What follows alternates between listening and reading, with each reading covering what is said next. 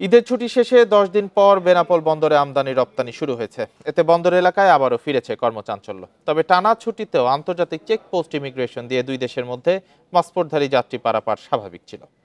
Bundle থাকলে প্রতি সেনমানিতে টাকা বাঁচবে। বিকাশ সেনমানি বান্ডেল কিনে জিতুন প্রতি লেনদেনে। বেনাপোল বন্দরের উপপরিচালক মামুন কবির তরফদার জানান, 5 জুন থেকে 14 জুন পর্যন্ত টানা সরকারি ছুটি থাকার কারণে বেনাপোল বন্দর দিয়ে আমদানি রপ্তানি বাণিজ্য সহ বন্দরের সকল ধরনের কার্যক্রম বন্ধ ছিল। ছুটি শেষে আজ সকাল থেকে আমদানি রপ্তানি বাণিজ্য পুনরায় শুরু হয়েছে। পুরো দমে চলছে বন্দরে পণ্য ওঠানামা ও খালাসের কার্যক্রম।